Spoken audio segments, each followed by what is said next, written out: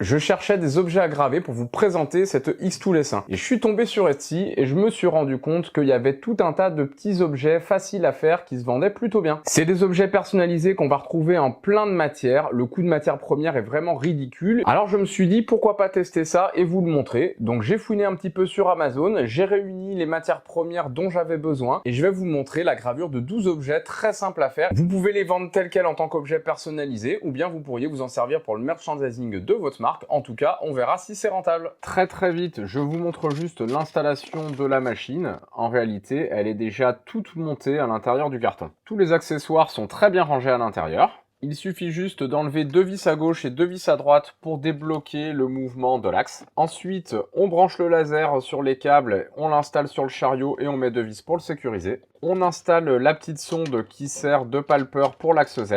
On installe le tuyau d'extraction des fumées sur l'arrière de la machine et on n'a plus qu'à la brancher. Donc l'alimentation, la petite clé USB qui permet de déverrouiller la machine, on branche le câble sur lequel on va raccorder l'ordinateur, on branche le tuyau pour l'air assist, on le raccorde sur l'air assist, que l'on branche directement sur la machine pour qu'il soit asservi. Il ne reste plus qu'à mettre en place le nid d'abeille et la machine est déjà prête. On peut donc passer au premier projet gravure. Le support de téléphone portable, donc c'est du contreplaqué de 2 ou 3 mm. Ça vient s'encastrer comme ça. C'est assez pratique. Il y a des petits espaces pour passer le chargeur de téléphone et on peut graver dessus tout ce qu'on veut. Quand on allume la machine, elle fait son homing toute seule. Il y a une fonction pour vérifier l'emprise de la gravure qu'on veut faire sur la pièce à l'intérieur de la machine et on la visualise très facilement grâce à la petite croix rouge. Ensuite, on lance directement la gravure. Donc là, c'était un fichier test qui est fourni sur le site de Xtool. On se soucie de rien, on met le fichier et on lance la gravure. C'est super simple. Ça a marché nickel du premier coup. Ça s'encastre super bien et vous voyez la précision de la gravure. C'est vraiment nickel. Sur ce fichier, j'avais juste rajouté mon logo Brin Guitars. Les petits médaillons en métal comme celui-ci, donc ça peut servir à la fois de porte-clés, mais ça peut servir aussi de médaille pour vos animaux. On peut graver dessus ce qu'on veut, on peut graver des deux côtés, il y a plein de possibilités. Avec un graveur 20 watts, on peut graver directement sur le métal. On n'a pas besoin de mettre un revêtement sur le métal, justement. On n'a pas besoin de mettre 2 marqueurs noirs pour que ça grave. On grave dessus directement et vous voyez la qualité de gravure, c'est vraiment super.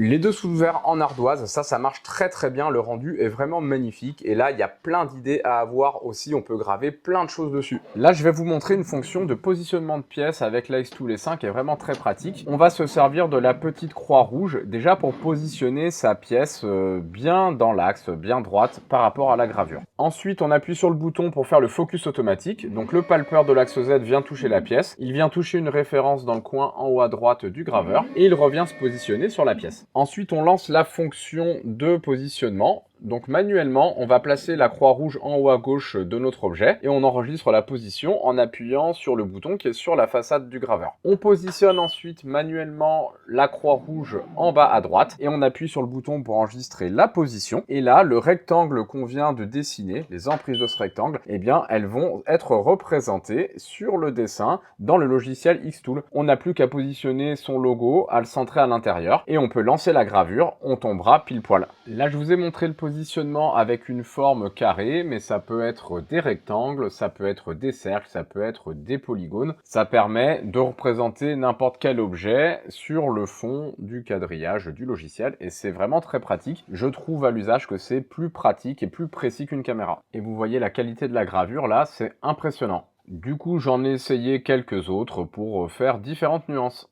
On peut réaliser de la gravure sur verre, donc ça pourrait être très joli aussi en sous-verre, personnalisé par exemple avec une date de mariage et le nom des mariés, ça peut être très sympa. La flasque de whisky quand vous allez voir les matchs de rugby au stade, ça c'est une super idée cadeau. Et là je vous montre la fonction de gravure sur une surface 3D. Donc on va positionner la croix sur les deux angles et ensuite on va lancer la séquence de palpage. Donc là elle a pris une 60aine de points, donc elle va faire un quadrillage pour pouvoir reconstituer en 3D la géométrie de cette flasque et comme ça le laser ensuite adaptera tout seul la puissance de gravure pour faire une gravure homogène sur cette surface. C'est vraiment une fonction qui est pratique et bien pensée. Une fois que la surface a été modélisée, On n'a plus qu'à positionner le dessin qu'on veut graver sur le rectangle et à lancer la gravure. La puissance du laser s'adapte donc toute seule à la surface 3D, ça marche super bien et le résultat là est nickel. J'ai fait un seul essai, je trouve que la qualité est pas mal. Faudrait sûrement adapter un petit peu les paramètres, mais là avec les paramètres d'usine c'est génial. Les boucles d'oreilles, alors celles-ci, elles sont en bois, il y a des petits fermoirs avec de différentes matières. On pourrait très bien trouver des matériaux un petit peu plus nobles que le simple contreplaqué que j'ai utilisé pour ces tests. On peut aussi utiliser des fermoirs en argent. Bref, il y a moyen de faire des trucs super sympas. Dessous de verre en bois, donc sur une feuille A4 en contreplaqué, on peut en sortir 6. On peut faire plein de motifs différents comme ces petites arabesques là, c'est très joli. Là, je vous montre un lot de 6 qui a été fait dans la même feuille au format A4. Et on voit, la qualité est nickel. Il n'y a pas de brûlure ni dessus ni dessous, c'est top. Là, j'ai réalisé des petits porte-clés à l'effigie des Pokémon pour les enfants. Ça marche très très bien aussi et c'est super simple à faire.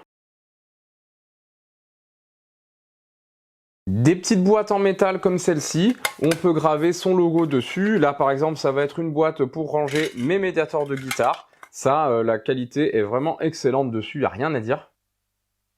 Les écussons en cuir thermocollant, ça fait un super rendu. Il y a plein de formes différentes, il y en a des carrés, des losanges, des rectangles, des ronds, enfin bref. Il y a de quoi avoir plein d'idées pour coller sur ses vêtements ou sur ses sacs.